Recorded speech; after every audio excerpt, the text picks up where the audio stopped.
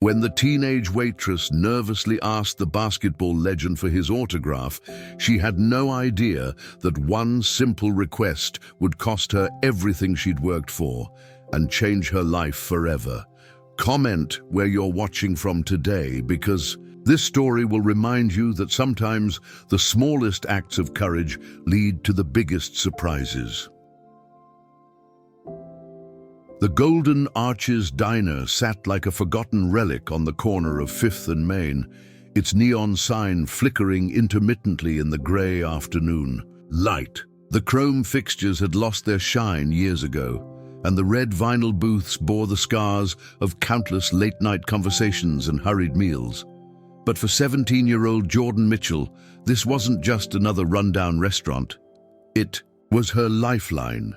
Jordan had been working at the diner for 8 months, ever since her mother's medical bills had started piling up like autumn leaves. Every dollar she earned went toward keeping their small apartment and ensuring her younger brother could stay in school. Her hands, once soft from teenage luxury, now bore the calluses of someone who understood that survival meant showing up, even when the world seemed determined to knock you down.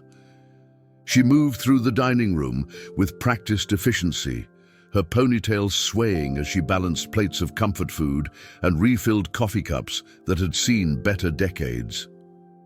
The other waitresses often complained about the demanding customers and the manager's impossible standards, but Jordan had learned to find grace in the chaos. Each order taken, each table cleaned, each smile offered to a stranger, it all mattered in ways that went beyond the meager tips she collected at the end of each shift.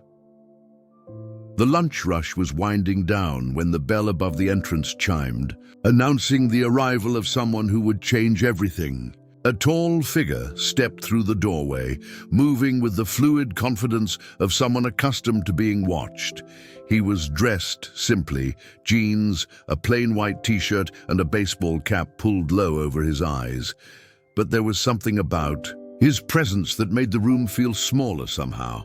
Jordan glanced up from wiping down table 6 and felt her breath catch in her throat. Even with the cap shadowing his features, she recognized those broad shoulders, that distinctive walk. Michael Jordan, had just walked into the Golden Arches Diner, and he was looking for a place to sit. The other customers seemed oblivious to the basketball legend in their midst. Mrs. Patterson continued complaining about her overcooked eggs. The construction workers at the corner booth debated the merits of the local football team, and the businessman in booth 3 remained buried in his laptop screen. Only Jordan seemed to understand that greatness had just walked through their door. Her heart hammered against her ribs as she approached his table, order pad clutched in hands that had suddenly forgotten how to stay steady. This was Michael Jordan, the man who had defied gravity, who had turned basketball into poetry, who had inspired millions to believe that ordinary people could achieve extraordinary things. And here he was, sitting in the same diner where she served meatloaf and coffee to truckers and office workers. "Good afternoon, sir. Welcome to the Golden Arches Diner," she managed, her voice barely above a whisper. "Can I start you off with something to drink?" He looked up then, and Jordan found herself staring into eyes that had seen the highest peaks of human achievement. There was kindness there, mixed with the weariness that comes from carrying the weight of constant public attention. "Just a coffee, black, and maybe a slice of whatever pie you've got," he said, his voice carrying the same calm authority she'd heard in countless interviews. "We have apple, cherry, and chocolate cream," Jordan replied, surprised by how normal her voice sounded despite the earthquake happening inside her chest. "Apple sounds perfect," he said with a smile that had graced magazine covers around the world. As Jordan walked to the coffee station, her mind raced with possibilities. Should she say something? Should she acknowledge who he was? Her teammates, back in high school, had always teased her about her basketball obsession, about the posters of Jordan that covered her bedroom walls, about the way she could recite his career statistics like poetry. But those same teammates didn't understand what his story meant to someone like her. Someone who had learned that greatness wasn't about where you started, but about how hard you were willing to work to get where you wanted to go. She returned, with his order, setting the coffee and pie down with the same care she would use handling precious artifacts. "Here you go, sir. Is there anything else I can get for you?" He took a sip of the coffee and nodded approvingly. "This is perfect, thank you." He glanced at her name tag. "Jordan, that's a strong name." "Thank you, sir. It's actually—" She stopped herself, suddenly embarrassed by the coincidence. "It's just Jordan." "Just Jordan is plenty," he said with that same gentle smile. "Sometimes the simplest names carry the most weight." As he ate his pie, Jordan found herself stealing glances at him between serving other customers. He seemed so ordinary sitting there, just a man enjoying a simple meal.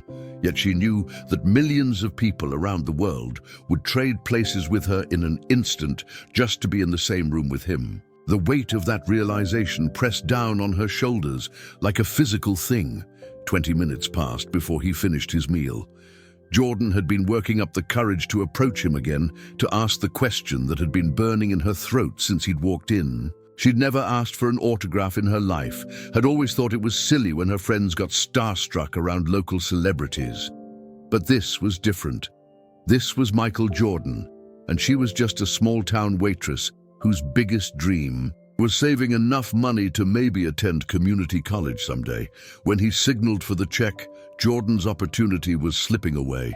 Her shift ended in an hour, and she might never get another chance like this. Her hands trembled as she printed his receipt, and when she approached his table, she could hear her heartbeat in her ears. "Here's your check, sir," she said, placing the small piece of paper on the table. "That'll be $8.50. He reached for his wallet, pulling out a $20 bill. "Keep the change," he said, starting to slide out of the booth. This was it, her moment. The words came, out in a rush before she could lose her nerve. "Mr. Jordan, I'm sorry to bother you, but could I possibly get your autograph? I know this might sound silly, but you've always been my hero, and I've never met anyone who's inspired me the way you have. Your story about working hard and never giving up, it means everything to someone like me." He paused, one foot already on the floor, and looked up at her with those same kind eyes. "Of course," he said simply. "Do you have something for me to sign?" Jordan's face lit up like Christmas morning.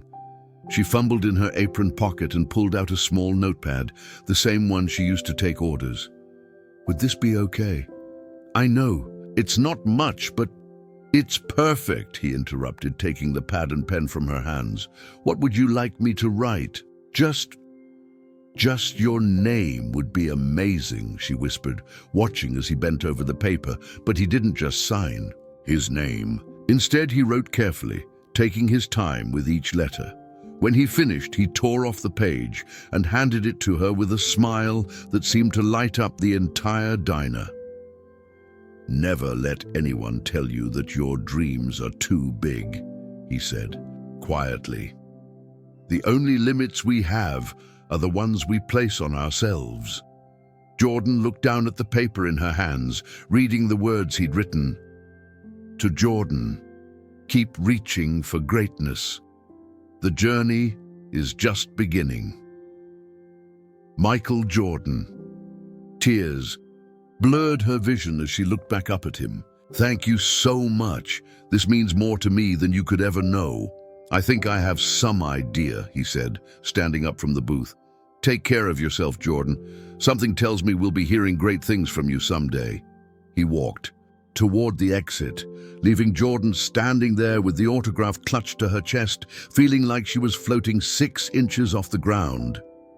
For one perfect moment, everything seemed possible. That feeling lasted exactly 37 seconds. Jordan Mitchell.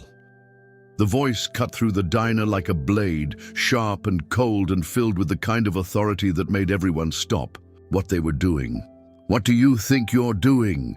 Mr. Harold Brennan stood behind the counter like a storm cloud given human form, his grey suit wrinkled from a day spent micromanaging every detail of the Golden Arches Diner's operation.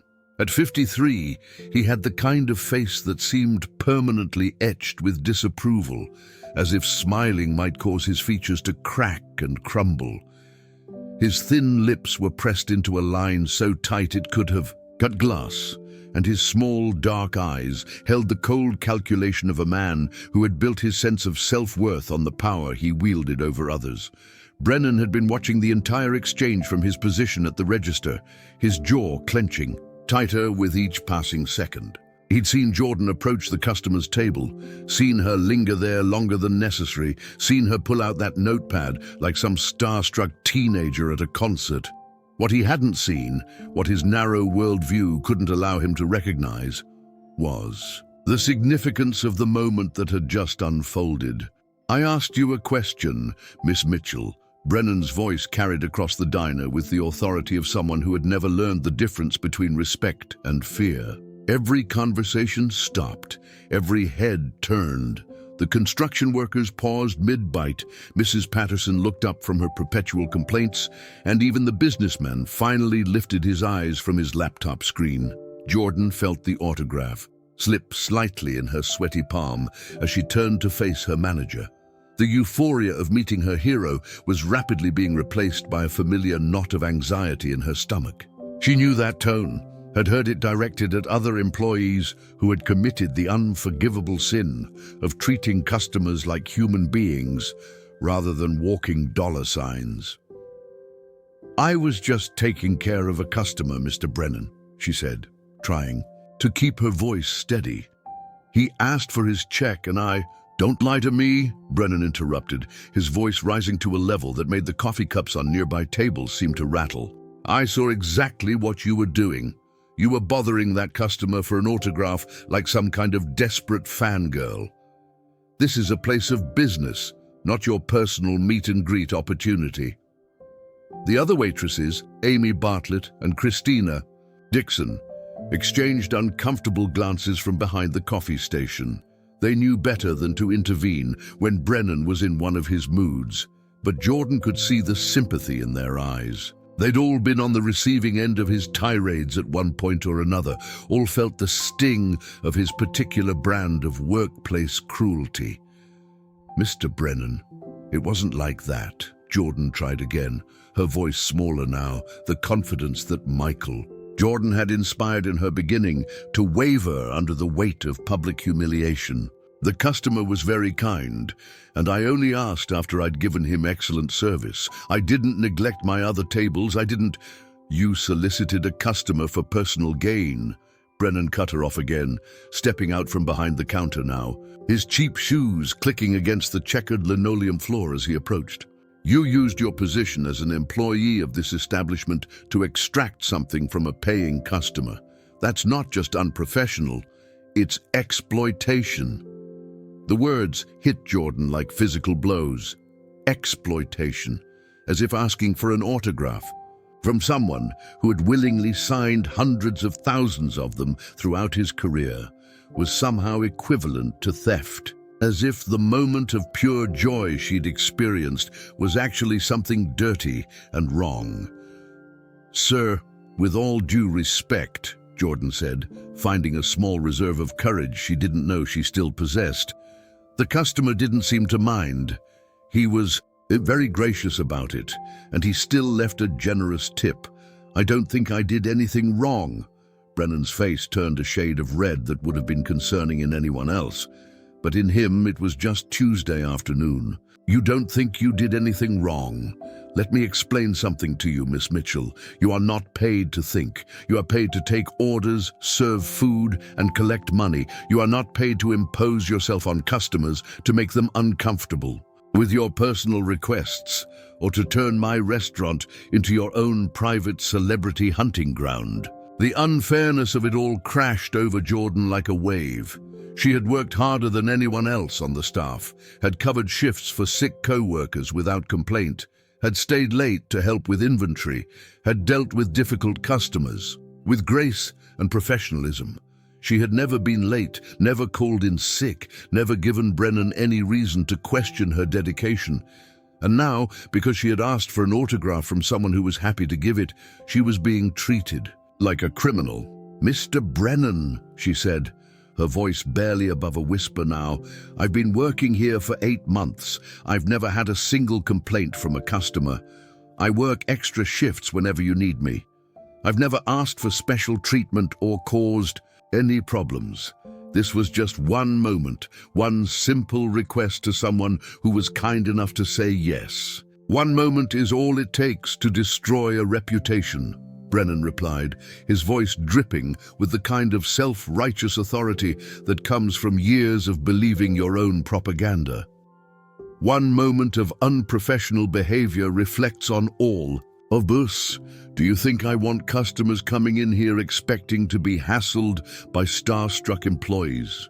Do you think I want word getting out that the Golden Arches Diner is the kind of place where the staff bothers patrons for favors?" Jordan felt tears threatening at the corners of her eyes, but she refused to let them fall. Not here, not in front of everyone, not when she was being attacked for something that had brought her more joy than she'd felt in months. "It wasn't hassling, Mr. Brennan. It was unprofessional conduct, and it ends now," Brennan said with the finality of a judge delivering a sentence. "I've been looking for a reason to clean house around here, to get rid of employees who don't understand what it means to maintain standards. Congratulations, Miss Mitchell. You've just provided me with that reason." The words hung in the air like smoke from a fire, acrid and suffocating. Jordan felt the blood drain from her face as the full implications hit her. He wasn't just reprimanding her, he wasn't just giving her a warning or writing her up or docking her pay. He was firing her. "Mr. Brennan, please," she said. And now, her voice was shaking, the careful composure she'd maintained beginning to crumble. "I need this job. My family depends on this income.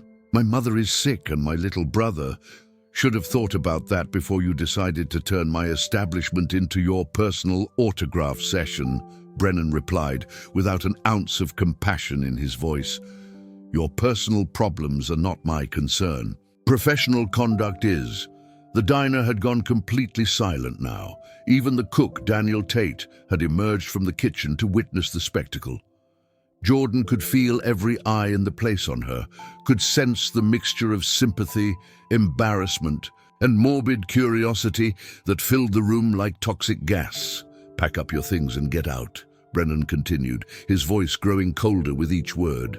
"You're terminated, effective immediately, and don't expect a reference from me. Any future employer who calls will hear exactly why you were let go, for bothering customers and failing to maintain professional boundaries." Jordan stood there for a moment, the autograph still clutched in her hand, trying to process what had just happened. 30 minutes ago, she had been on top of the world, blessed with a moment of magic that had made all the hard work and sacrifice seem worthwhile. Now she was unemployed, publicly humiliated, and facing the terrifying prospect of telling her mother that the income they desperately needed was gone. She looked down at the piece of paper in her hand, Michael Jordan's encouraging words now seeming like a cruel joke. "Keep reaching for greatness," he had written. "The journey is just beginning." But how was she supposed to reach for anything when she couldn't even hold on to a minimum wage job at a rundown diner? Without a word, she walked to the employee area behind the counter, retrieved her purse from the small locker they all shared, and untied her apron for the last time. The fabric felt heavier than it should have as she folded it and placed it on the shelf where tomorrow someone else would pick it up and continue the cycle of serving and scraping by. As she walked toward the exit, she could hear the whispered conversations starting up behind her, the mixture of shock and gossip that would fuel diner conversation for weeks to come. But louder than any of those voices was the echo of Brennan's words, playing over and over in her mind like a broken record. The bell above the door chimed one last time as Jordan Mitchell stepped out into the grey afternoon, unemployed and uncertain, carrying nothing but an autograph and the crushing weight of dreams that suddenly seemed further away than ever.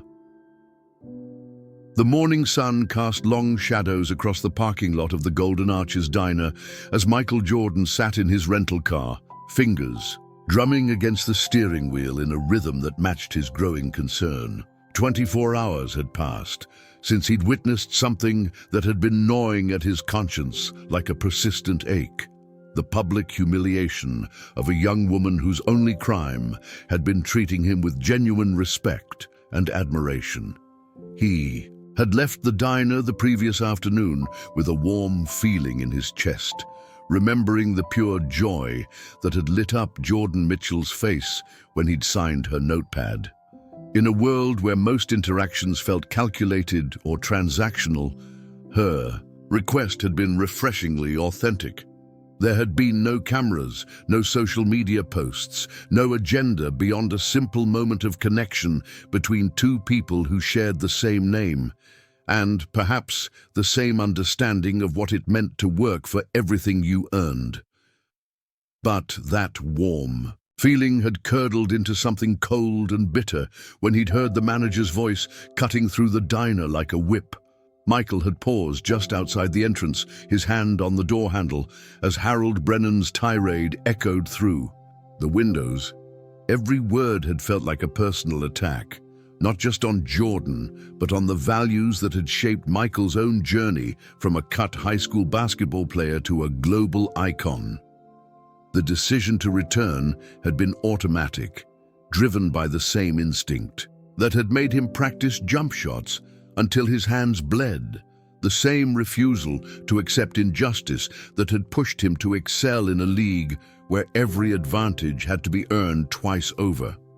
Some people might have called it meddling, but Michael called it responsibility.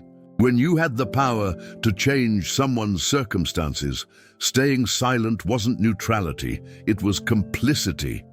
He stepped out of the car, his presence once again transforming the ordinary parking lot into something charged with possibility. This time, he wasn't dressed for anonymity. He wore a perfectly tailored navy suit that cost more than most people made in a month, Italian leather shoes that caught the morning light, and the kind of quiet confidence that came from knowing exactly who you were and what you were capable of achieving. The bell above the diner's entrance announced his arrival with the same cheerful chime as the day before, but the atmosphere inside was markedly different. The same faded chrome fixtures and cracked vinyl booths remained, but there was a tension in the air that hadn't been there during his previous visit. The staff moved with the nervous energy of people walking on glass, their smiles forced and their movements just a little too quick, too careful. Amy Bartlett looked up from behind the coffee station, her eyes widening as she recognized the tall figure in the expensive suit. She nudged Christina Dixon, who nearly dropped the plate she was carrying when she saw who had just walked in. Word spread through the diner in whispers and sideways glances, but this time there was no mistaking the identity of their distinguished visitor. Harold Brennan emerged from his office like a spider sensing vibrations in his web, his thin face immediately arranging itself into what he probably thought was a welcoming smile, but looked more like a grimace. He had spent the previous evening congratulating himself on his decisive handling of the Jordan Mitchell situation, confident that he had sent a clear message about standards and professionalism. The last thing he expected was for yesterday's customer to return, especially not dressed like he owned half of Chicago. "Good morning, sir," Brennan practically sang, his voice pitched several octaves higher than its usual harsh bark. "What a pleasant surprise to see you back so soon. I hope you enjoyed your meal yesterday. Please, right this way to our best table." Michael allowed himself to be led to a corner booth, the same one where he had sat 24 hours earlier. When Jordan Mitchell had served him with such genuine warmth, The irony wasn't lost on him that Brennan was now treating him like royalty, when yesterday the man had been completely oblivious to his presence. "Coffee, sir." "Our best blend, of course," Brennan continued, his hands practically wringing themselves as he hovered beside the table. "And perhaps our breakfast special, fresh eggs, premium bacon, toast made from artisan bread." "Just coffee will be fine," Michael replied, his voice carrying the same calm authority that had once silenced entire arenas. "Actually, I was hoping to speak with the young woman who served me yesterday. Jordan, I believe her name was." The color drained from Brennan's face like water from a broken dam. His mouth opened and closed several times before any sound emerged, and when it did, it came out as a strangled whisper. "Jordan, I'm afraid. That is to say, she's no longer... We had to let her go." "Let her go?" Michael's eyebrows rose slightly, though his expression remained neutral. "That seems sudden. She struck me as an excellent employee, professional, courteous, hard-working. What happened?" Brennan's eyes darted around the diner like a trapped animal looking for an escape route. The other customers had stopped pretending not to listen, their conversations dying away as they sensed the tension building at the corner table. Even the cook had emerged from the kitchen, drawn by some invisible magnetism to witness whatever was about to unfold.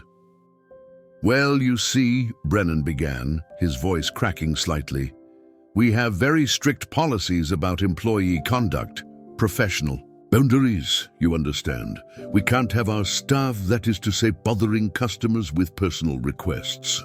"Personal requests?" Michael's voice remained perfectly level, but there was something in his tone that made Brennan take an involuntary step backward. "Are you referring to when she asked for my autograph?" "Yes, exactly," Brennan said, relief flooding his voice as he thought he'd found common ground. "Completely inappropriate behavior. I'm sure you were very uncomfortable with the situation. We don't tolerate that kind of unprofessional conduct, which is why we had to take immediate action." Michael leaned back in the booth, his fingers steepled. In front of him, as he studied Brennan with the same intensity he'd once reserved for opposing players who thought they could intimidate him. "I see. And did it occur to you to ask me whether I was uncomfortable?" "Well, that is," Brennan stammered, suddenly realizing that the conversation wasn't going in the direction he had expected. "Because I wasn't," Michael continued, his voice growing slightly harder. "In fact, I was quite pleased by the request. It's always refreshing to meet someone who appreciates excellence and isn't afraid to acknowledge it." Jordan was nothing but professional and respectful throughout. Our entire interaction.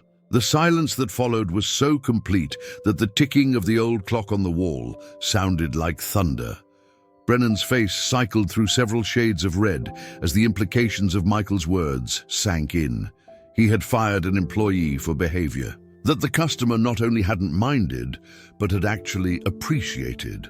"Sir, I think there may have been a misunderstanding," Brennan said, his voice now barely above a whisper. "Perhaps we acted too hastily. These situations can be complex." "Complex?" Michael's eyebrows rose again. "What's complex about a hard-working young woman asking politely for an autograph and receiving it willingly? What's complex about firing someone for a moment of human connection that harmed absolutely no one?" Christina Dixon found herself edging closer to the table, drawn by the magnetic pull of watching someone finally stand up to Harold Brennan. She had been working at the diner for 3 years, had endured countless humiliations and petty tyrannies, had watched good employees come and go under the weight of Brennan's impossible standards and cruel management style.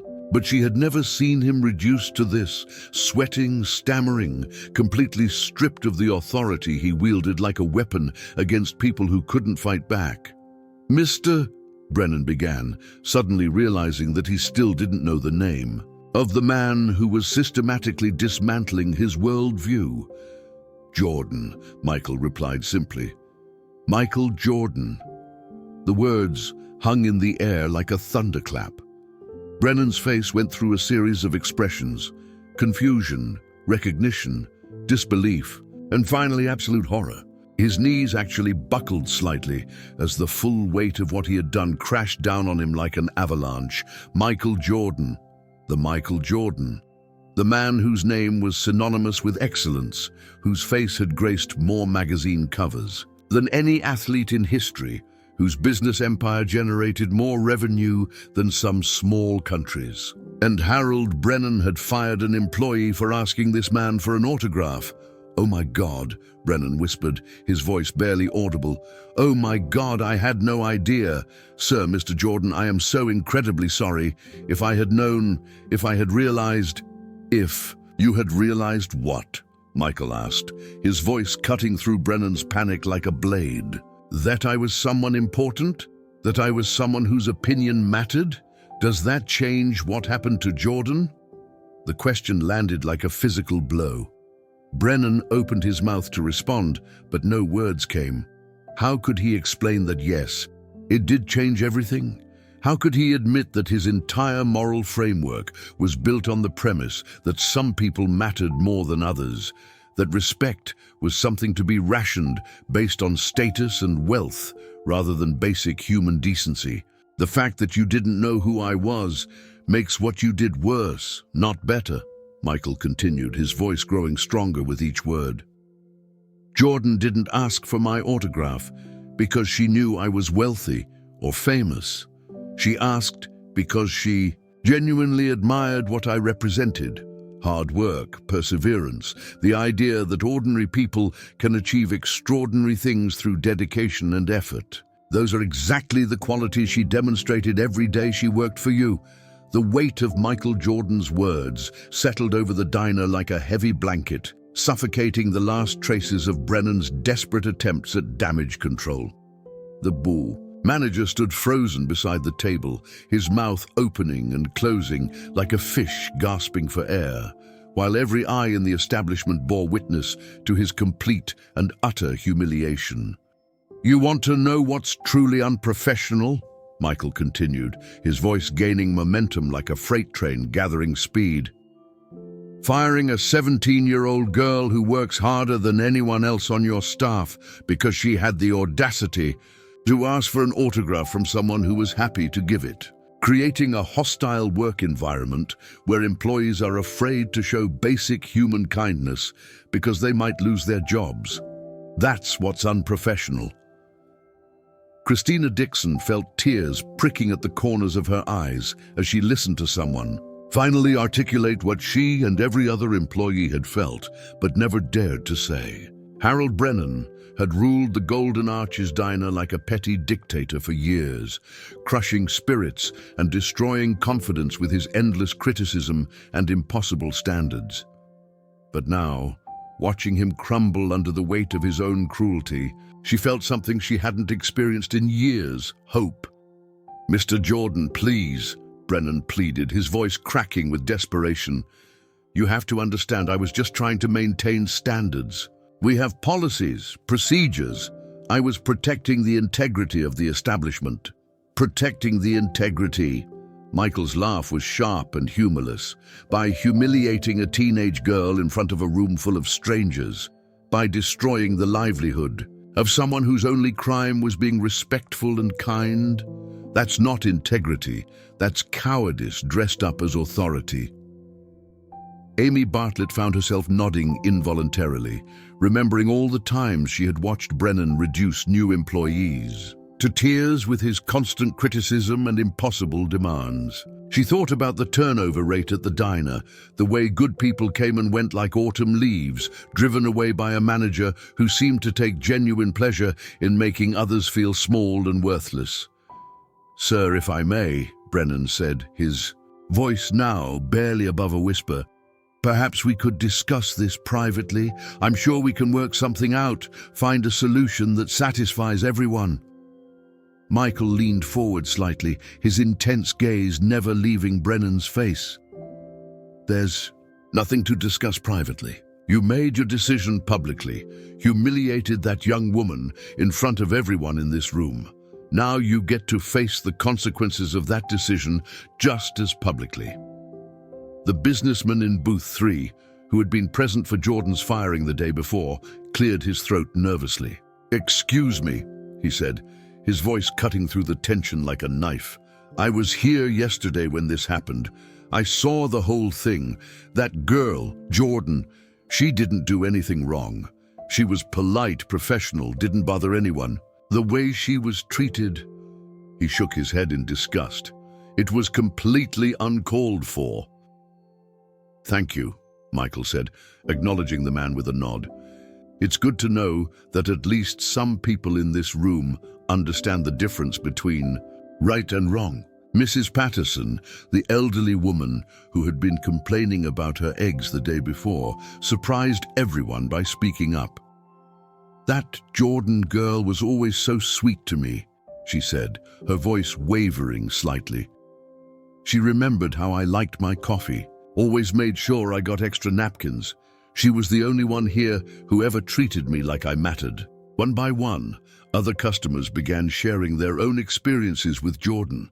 How she had stayed late to help an elderly customer with a difficult order, how she had refused tips from families who clearly couldn't afford them, how she had covered shifts for sick co-workers without complaint.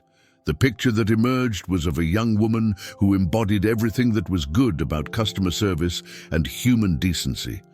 Brennan listened to each testimonial with growing horror, realizing that he had fired not just an employee, but the heart and soul of his establishment. The other workers were adequate, but Jordan had been special.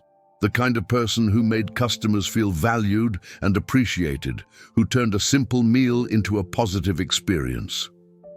"Where does she live?" Michael asked suddenly, his voice cutting through the murmur of conversation. "I'd like to speak with her. I can't give out employee information," Brennan stammered, clinging to the last shreds of his authority, like a drowning man grasping at driftwood. "Former employee," Michael corrected coldly, "and I'm not asking for her social security number. Just an address so I can apologize for what happened to her in my presence." Christina Dixon stepped forward, her hands trembling slightly but her voice steady. "She lives on Maple Street," she said, ignoring Brennan's sharp intake of breath. "The little blue house with the white fence, number 412. "Christina!" Brennan snapped, his voice regaining some of its old authority. "You're out of line. That's confidential information." "So fire me too," Christina replied, her voice stronger now. "I'm tired of watching good people get destroyed while you sit in your office counting money and treating everyone like garbage. Jordan was worth 10 of you, and everyone in this room knows it." The words hung in the air like a battle cry, and Michael felt a surge of respect for the woman who had found the courage to stand up to her tormentor. This was what real integrity looked like, not the petty tyranny that Brennan had been peddling, but the willingness to risk everything for what was right. "You know what?" Michael said, rising from the booth with fluid grace. "I think I'll skip the coffee. I have somewhere more important to be." He reached into his jacket and pulled out a business card, placing it on the table in front of Brennan. "That's my personal number," he said. "When you're ready to make this right, really right, not just some half-hearted gesture to save face, give me a call. Until then, I suggest you take a long, hard look at the kind of leader you've become and ask yourself if this is really who you want to be." As Michael walked toward the exit, he paused next to Christina. "Thank you," he said quietly, "for having the courage to do what's right. That's not something you see every day." Christina felt tears streaming down her face as she watched him leave, feeling like she had just witnessed something extraordinary. Not just a celebrity encounter, but a masterclass in how to use power and influence for good rather than evil. For the first time in years, she felt proud to be exactly where she was, doing exactly what she was doing. The bell above the door chimed one final time as Michael Jordan stepped out into the morning sunlight, leaving behind a diner forever changed by his presence. In the silence that followed, Harold Brennan stood alone in the center of the room, surrounded by employees and customers who looked at him with a mixture of disgust and pity. The king of his small kingdom had been revealed as nothing more than a petty tyrant, and everyone present knew that nothing would ever be the same again. The question now was whether Harold Brennan would find the courage to become the leader his employees deserved, or whether he would continue down the path of small-minded cruelty that had brought him to this moment of reckoning. But that was a question for another day. Right now, Michael Jordan had a more important mission: finding a young woman who had been punished for her kindness and making sure she knew that some people still believed in rewarding character over compliance, dreams over fear, and hope over despair. The rental car pulled out of the parking lot, carrying with it the promise that Jordan Mitchell's story was far from over. In fact, it was just beginning. The blue house at 412 Maple Street sat like a small island of dignity in a neighborhood where dignity was a luxury most residents couldn't afford. The white picket fence that Christina Dixon had mentioned was weathered and leaning slightly, held together more by hope than by nails. But it had been painted recently with the kind of careful attention that spoke of pride maintained despite circumstances. The small front yard was meticulously kept, every blade of grass trimmed with precision, every flower in the modest garden tended with the devotion of someone who understood that beauty didn't require wealth, only care. Michael Jordan sat in his rental car for a moment, studying the house and trying to imagine the life of the young woman who lived behind its walls. The neighborhood told a story of working families who had seen better days, of people who got up every morning and went to jobs that barely paid enough to cover the bills, but who showed up anyway because that's what you did when you had responsibilities, and people counting on you. The house itself was small but immaculate, with green shutters that had been recently painted, and a front porch that held 2 plastic chairs and a small table where someone might sit in the evenings and watch the world go by. There were wind chimes hanging from the porch ceiling, their gentle melody carrying on the morning breeze like a whisper of hope, in a place where hope sometimes felt like a luxury. As Michael approached the front door, he noticed details that spoke volumes about the people who lived here. The carefully swept walkway, the small vegetable garden tucked into a corner of the yard where tomatoes and peppers grew in neat rows, the way the mailbox had been painted to match the shutters. These were the touches of people who took pride in what they had, no matter how little that might be. He knocked gently on the door, his heart heavy with the knowledge of what had transpired the day before. Through the thin walls, he could hear movement inside, footsteps, then voices speaking in hushed tones. When the door finally opened, he found himself looking at a woman in her early 40s whose face bore the unmistakable stamp of someone who had fought battles that most people couldn't imagine. Elena Mitchell had the same warm brown eyes as her daughter, but where Jordan's held the bright optimism of youth, Elena's carried the weight of experience and worry. She was wearing a faded housecoat over clothes she had clearly slept in, and there was a pallor to her skin that spoke of illness barely held at bay. Despite her obvious frailty, she carried herself with the same quiet dignity that her daughter had displayed at the diner. "Mrs. Mitchell," Michael said gently, "my name is Michael Jordan. I was wondering if I could speak with you and your daughter for a few minutes." Eleanor's eyes widened slightly as recognition dawned, but it wasn't the starstruck reaction he was accustomed to receiving. Instead, her expression filled with a mixture of curiosity and concern. "You're the gentleman from the diner," she said quietly. "Jordan told me what happened. Please come in." The interior of the house was a testament to the power of love over money. The furniture was old but well maintained, the kind of pieces that had been passed down through generations and cared for with religious devotion. Family photographs covered, Every available surface, school pictures, graduation photos, candid shots of happier times when the family had been whole. The living room was small but cozy, with handmade quilts draped over chairs and the kind of warmth that no amount of money could buy. Jordan emerged from what must have been her bedroom, her eyes red-rimmed from crying, but her spine straight with the same resilience that had impressed Michael at the diner. She was wearing jeans and a simple t-shirt, her hair pulled back in a ponytail, looking every inch the hard-working teenager she was. When she saw him standing in her living room, her face cycled through surprise, embarrassment, and something that might have been hope. "Mr. Jordan," she said quietly, "I can't believe you're here. How did you—" "I went back to the diner this morning," Michael said, his voice gentle but carrying an undertone of steel. "I had some things I needed to say to your former manager." Elena gestured for him to sit on the couch, settling herself carefully into a worn armchair while Jordan perched on the edge of the coffee table, her hands clasped tightly in her lap.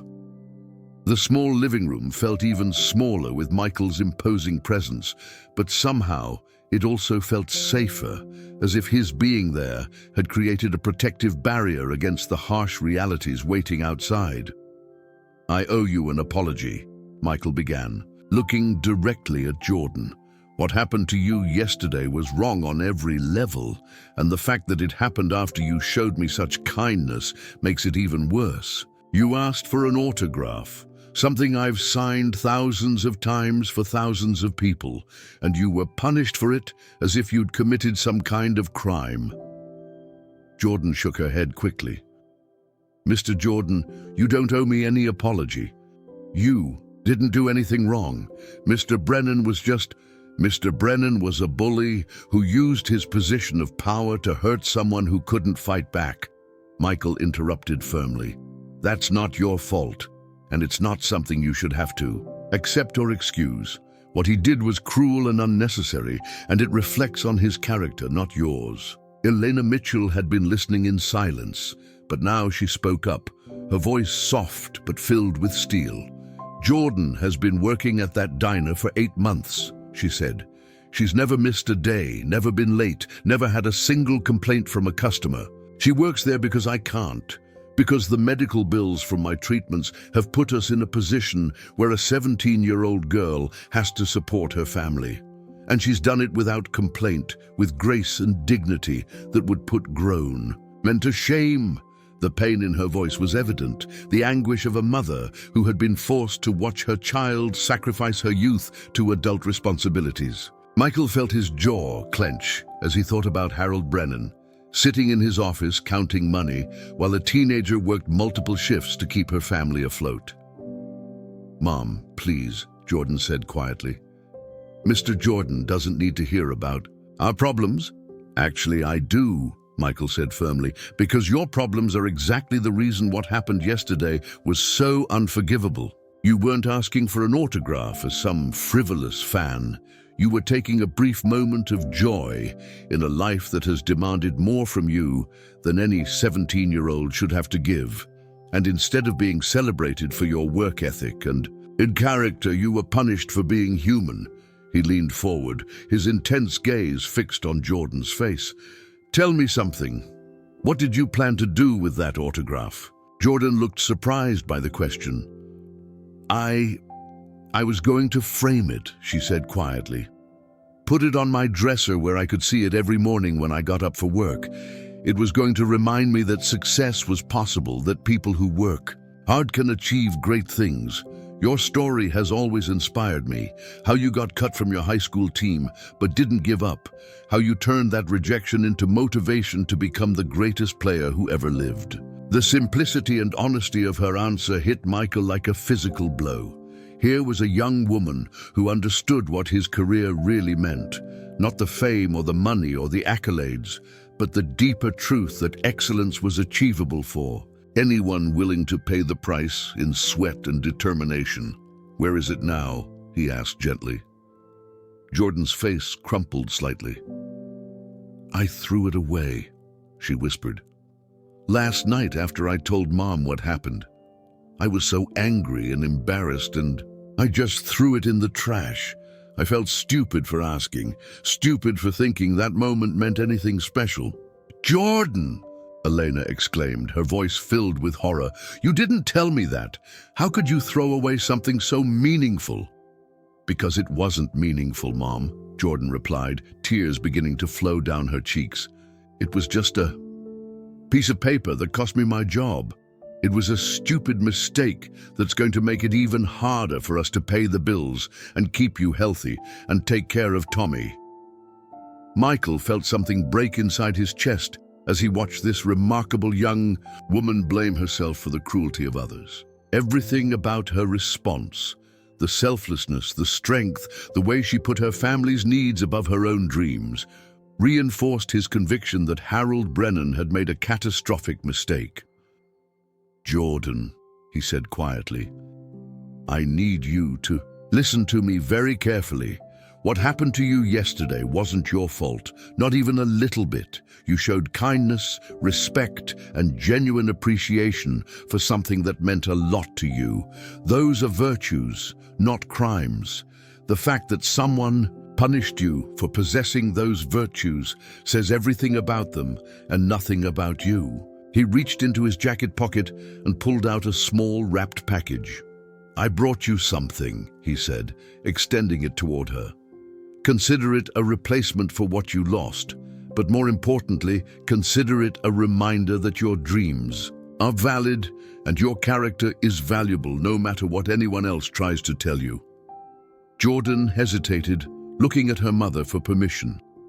Elena nodded encouragingly, and Jordan carefully took the package, unwrapping it with the reverence of someone handling something precious. Inside was a framed photograph, Michael Jordan in his Chicago Bulls uniform, mid-flight toward the basket, defying gravity with the same determination that had defined his entire career.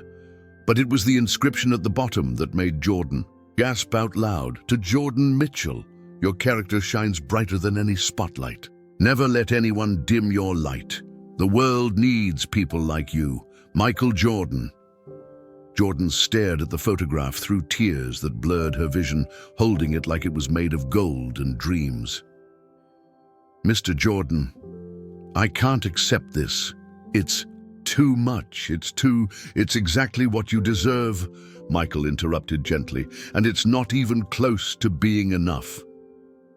The silence that followed Michael's words was filled with the weight of possibilities stretching across the small living room like a bridge between the life Jordan had known and the life that might be waiting just beyond her imagination. Elena Mitchell wiped tears from her eyes as she watched her daughter cradle the framed photograph, seeing in that moment not just a 17-year-old girl, but a young woman whose strength had carried their family through the darkest of times.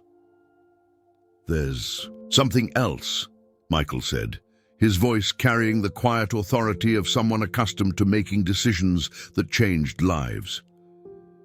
I didn't just come here to apologize or to give you a replacement autograph. I came here because I believe that when you have the power to change someone's circumstances for the better, you have an obligation to use that power. Jordan looked up from the photograph, her eyes still bright with unshed tears. Mr. Jordan, you've already done more than enough. Just knowing that you cared enough to come here, to stand up for me at the diner, that means everything to me and my family. It means something to me too, Michael replied, leaning forward slightly. But it's not enough. Yesterday, I watched a young woman get punished for showing exactly the kind of character and values that this world desperately needs more of. Today, I want to make sure that same young woman understands that good things can happen to good people, even when it seems like the opposite is true. Elena shifted in her chair, a mixture of hope and wariness crossing her features. She had learned through bitter experience that promises from powerful people often came with hidden costs, that charity sometimes carried a price tag that was more expensive than poverty. Mr. Jordan, we appreciate your kindness more than you know, but we don't accept handouts. Jordan and I, we've always made our own way. Michael smiled, recognizing the pride that had clearly been passed from mother to daughter like a family heirloom. Mrs. Mitchell, I respect that completely. What I'm offering isn't charity, it's opportunity. There's a difference. He turned his attention back to Jordan, studying her face with the same intensity he had once reserved for reading opposing defenses. Tell me something. What do you want to do with your life? If money wasn't an issue, if you could pursue any dream, what would it be? Jordan blinked in surprise, as if the question itself was foreign to her. I've never really thought about it that way, she said quietly. I mean, I've always known I wanted to go to college, but that seemed impossible given our situation. I guess I figured I'd just keep working, maybe eventually get my GED, try to save up enough to take some community college classes. That's not what I asked, Michael said gently but firmly. I asked what you want to do, not what you think you can afford to do. Dreams don't come with price tags until we start trying to make them real. Jordan was quiet for a long moment, her fingers tracing the edge of the photograph frame as she considered the question. When she finally spoke, her voice was soft but filled with a longing that she had clearly kept buried deep inside. I want to be a teacher, she said.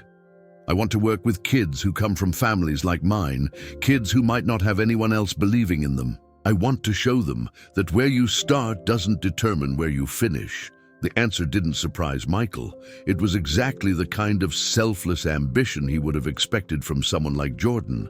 But what struck him was the way her entire demeanor changed when she talked about her dream. The way her shoulders straightened and her eyes lit up with a fire that reminded him of his own younger self talking about basketball. A teacher, he repeated thoughtfully. That's a noble calling. It's also one that requires a college education, which costs money that your family doesn't have right now. Jordan's face fell slightly, the harsh reality of their circumstances crashing back down like a weight. I know, she said quietly. That's why it's just a dream. Maybe someday when Mom is better and Tommy is older and we're more stable financially. Or maybe now, Michael interrupted, his voice carrying the same quiet confidence that had once made impossible shots seem inevitable. I've been thinking about this since I left the diner this morning, and I have a proposition for you. Actually, for both of you. Elena leaned forward, her maternal instincts sharpening as she prepared to protect her daughter from disappointment. Mr. Jordan, we're grateful for your concern, but please hear me out, Michael said, raising his hand gently. I'm not talking about writing you a check and walking away. I'm talking about an investment in Jordan's future, in her education, in the difference she can make in the world if she's given the opportunity. He stood up and walked to the window, looking out at the small garden where vegetables grew in neat, careful rows. I've started a foundation, the Jordan Foundation for Educational Excellence. We identify young people with exceptional character and potential, people who might not have the financial resources to pursue higher education, but who have the heart and determination to succeed. We don't just pay for their schooling, we mentor them, support them, help them build the skills they need to become leaders in their communities. Jordan felt her heart begin to race, hardly daring to believe what she was hearing.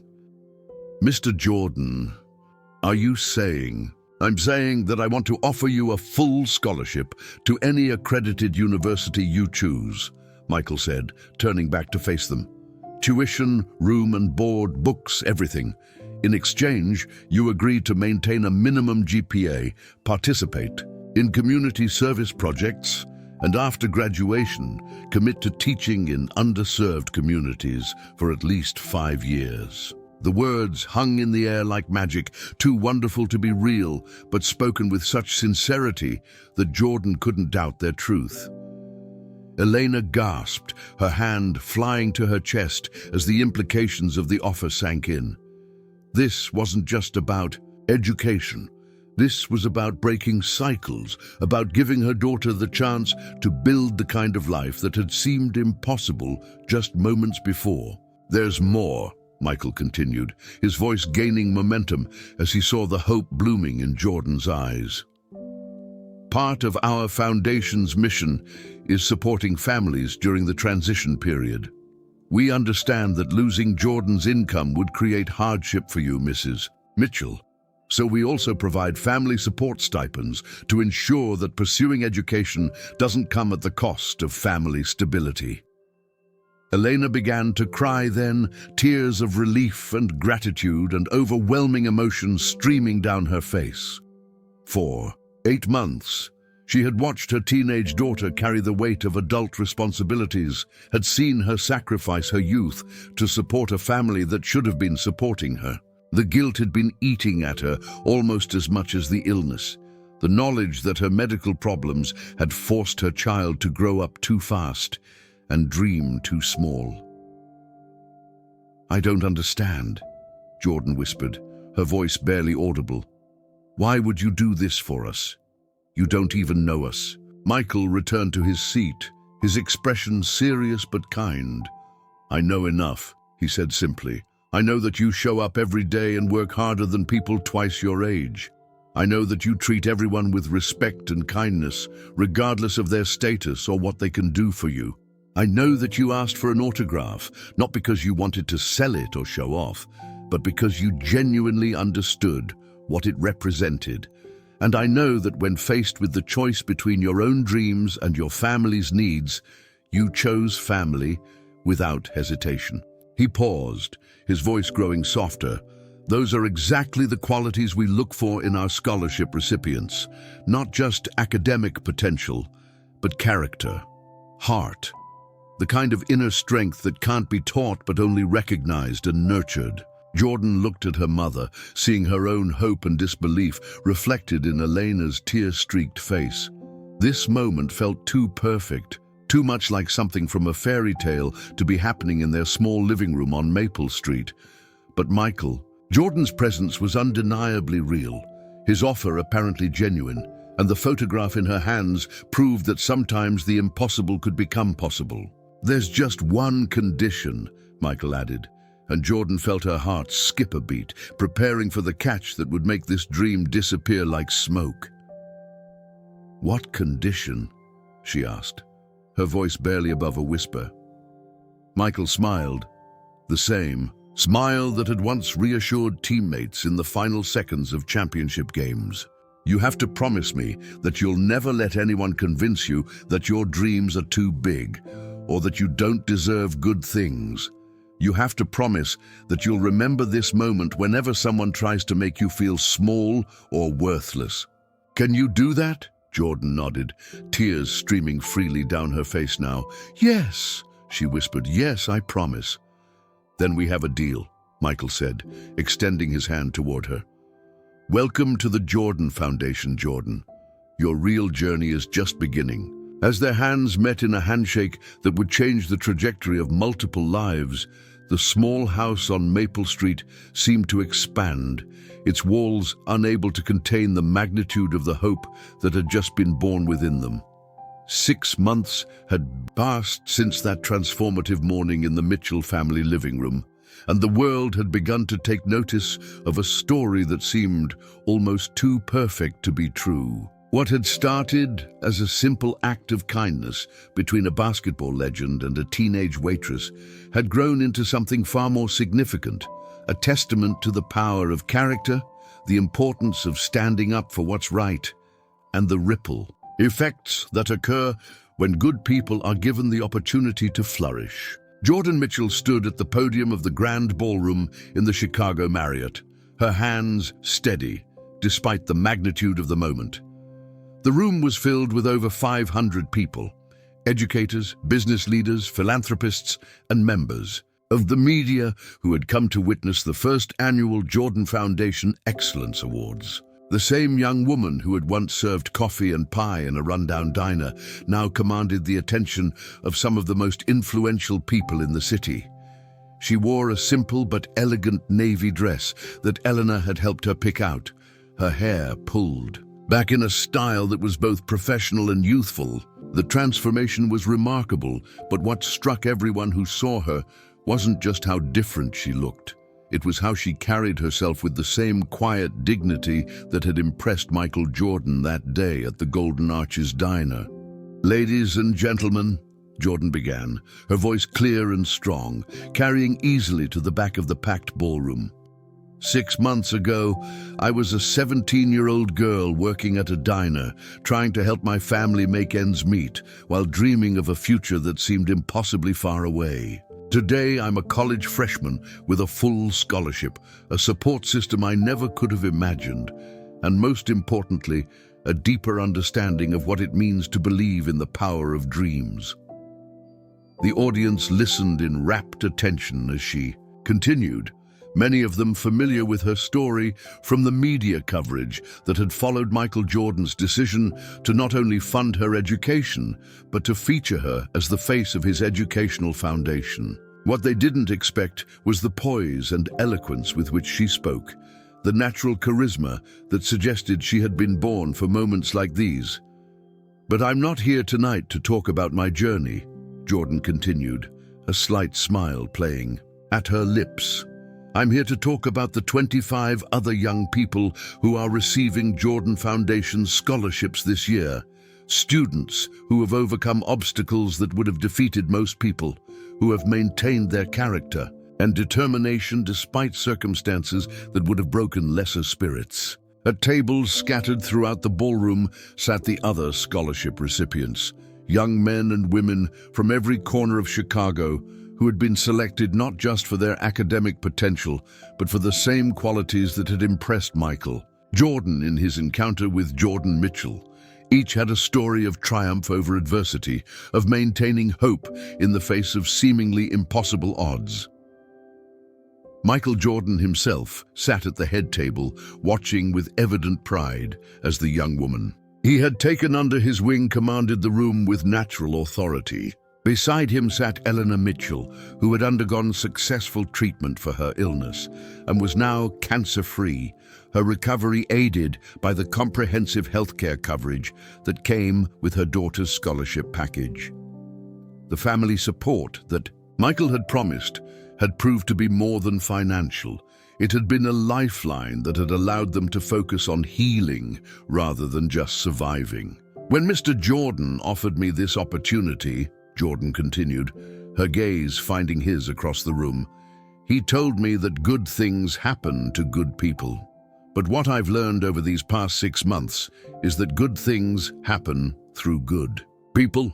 The scholarship was just the beginning. The real gift has been the community of support, the network of mentors, and the platform to help others that came with it. She paused, taking a sip of water as she prepared to share the most important part of her message.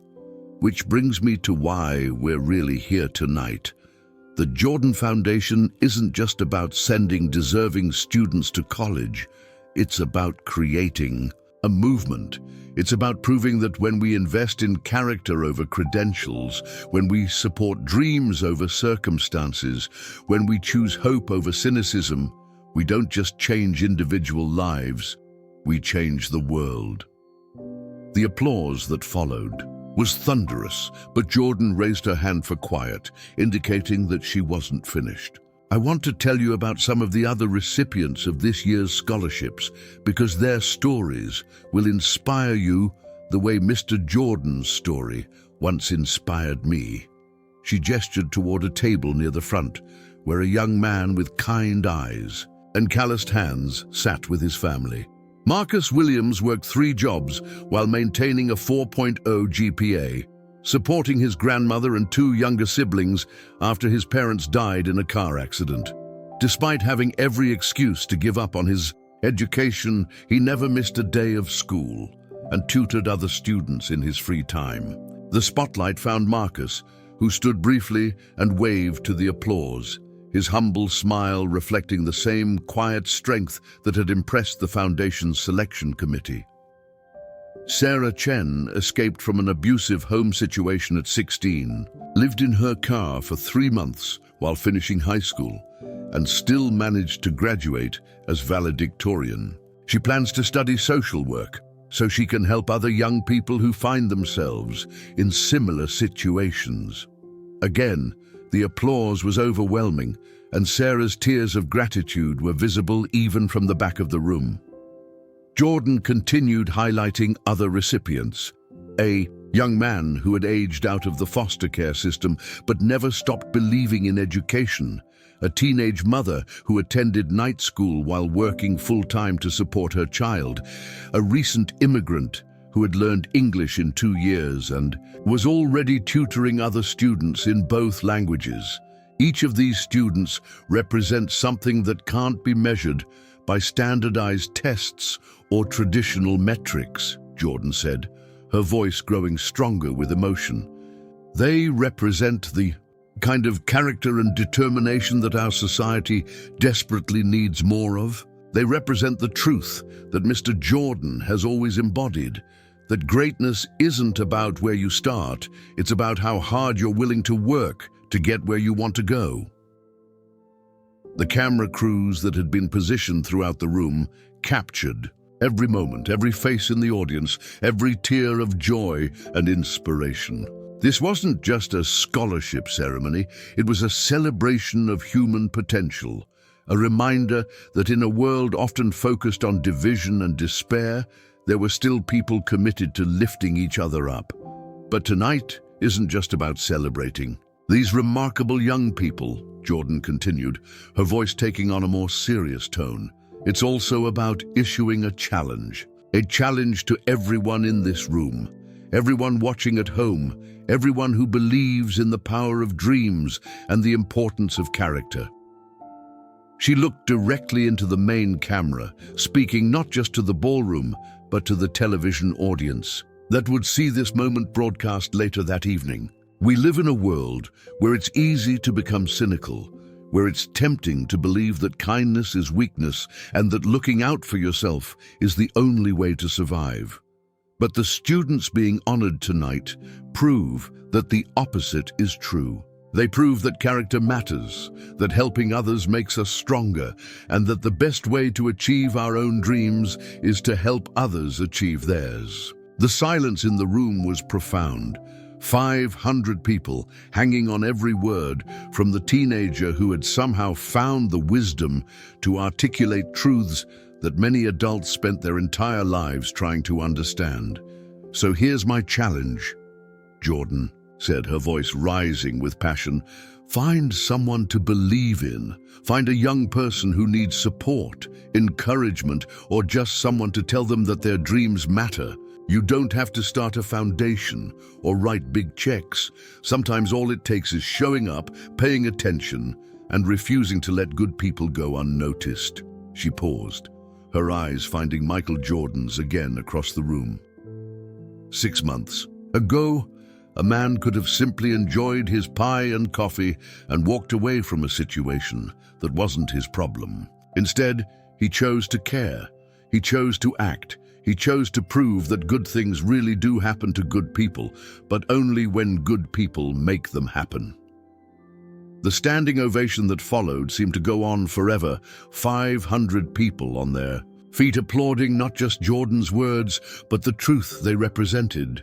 In the back of the room, Harold Brennan stood with the rest of the crowd, his face a mask of complex emotions as he watched the young woman he had fired command the respect and admiration of some of the most successful people in Chicago. Harold Brennan's presence at the Jordan Foundation Excellence Awards had not gone unnoticed, though most people in the room were too polite to acknowledge the uncomfortable irony of his attendance. He stood at the back of the ballroom, having arrived late and hoping to remain inconspicuous, but his distinctive thin frame and nervous energy made him easy to spot for those who knew to look for him. The past 6 months had not been kind to Harold Brennan. Word of what had happened at the Golden Arches Diner had spread through the community like wildfire, amplified by social media posts, local news coverage, and the kind of viral storytelling that turns ordinary moments into cultural touchstones. The narrative was simple and devastating. A petty tyrant had fired a hard-working teenager for asking politely for an autograph, only to discover that he had humiliated her in front of one of the most respected figures in modern history. The diner's business had suffered immediately and dramatically. Customers who had once tolerated Brennan's harsh management style because the food was cheap and convenient suddenly found other places to eat. The construction workers who had been regulars for years stopped coming, spreading word among their crews that the Golden Arches wasn't the kind of place that deserved their hard-earned money. Mrs. Patterson, who had eaten breakfast there every Tuesday for 8 years, started driving an extra 10 minutes to a competitor's establishment. But it wasn't just the loss of customers that had brought Brennan to his knees. It was the exodus of his staff. Christina Dixon had been the first to quit, walking out the same day as Michael Jordan's visit with a resignation letter that cited irreconcilable differences regarding basic human decency. Amy Bartlett had followed 2 weeks later, and within a month, Brennan found himself trying to run a restaurant with a skeleton crew of inexperienced workers who quit almost as quickly as he could hire them. The financial strain had been crushing. The Golden Arches diner, which had never been particularly profitable, but had provided Brennan with a steady living for 15 years, was now hemorrhaging money at an alarming rate. His accountant had delivered the grim news just last week. Without significant changes, the business would be bankrupt within 3 months. Standing in the back of the ballroom, watching Jordan Mitchell speak with the eloquence and poise of someone born to leadership, Brennan felt the full weight of his choices pressing down on him like a physical force. This was the young woman he had dismissed as unprofessional, the teenager he had publicly humiliated for the crime of showing genuine admiration for excellence. The contrast between the person he had seen her as and the person she actually was felt like a mirror held up to his own moral failures. As Jordan concluded her speech to thunderous applause, the program continued with remarks from other Foundation board members and scholarship recipients. But Brennan found himself unable to focus on their words, his attention consumed by the crushing realization of what he had done and what it had cost. Not just him, but everyone whose lives he had touched with his petty cruelty. When the formal program ended and guests began to mingle during the reception, Brennan remained frozen in place, unsure whether to leave quietly or somehow find the courage to approach the young woman whose life he had tried to destroy. The decision was made for him when he felt a gentle touch on his shoulder. "Mr. Brennan." The voice was soft but familiar, and when he turned, he found himself face to face with Elena Mitchell. She looked healthier than she had 6 months ago, the pallor of illness replaced by the glow of recovery and hope. But there was something else in her expression, not anger or resentment, but a kind of sad understanding that was somehow worse than hatred would have been. "Mrs. Mitchell," Brennan said, his voice barely above a whisper, I didn't expect to see you here." "I didn't expect to see you either," Elena replied honestly, "but I'm glad you came. I think there are some things that need to be said." Before Brennan could respond, Jordan appeared at her mother's side, having noticed the conversation from across the room. Up close, the transformation was even more remarkable. The confidence, the poise, the natural charisma that had always been there but had been suppressed by circumstances and the weight of adult responsibilities thrust upon teenage shoulders. "Mr. Brennan," Jordan said, her voice neutral but not unkind, "thank you for coming tonight." The simple courtesy of her words hit Brennan like a physical blow. Here was the young woman he had fired, publicly humiliated, and attempted to destroy professionally, thanking him for attending an event celebrating her success. The grace of it, the complete absence of vindictiveness or cruelty, made his own behavior seem even more monstrous in comparison.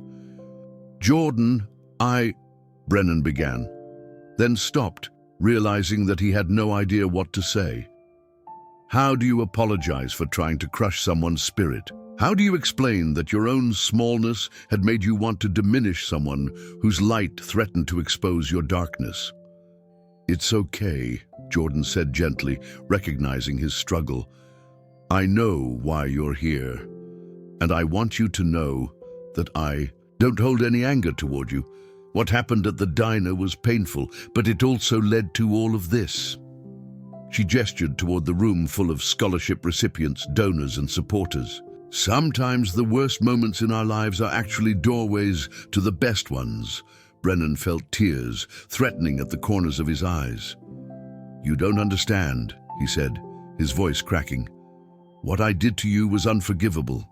I destroyed your job, your income, your family's stability, all because I was—" He couldn't finish the sentence, couldn't find words adequate to describe the petty jealousy and need for control that had driven his actions. "Because you were hurting," Elena said quietly, her voice carrying the wisdom of someone who had faced her own mortality and emerged with a deeper understanding of human frailty. "People don't hurt others when they're whole and happy, Mr. Brennan. They hurt others when they're in pain themselves."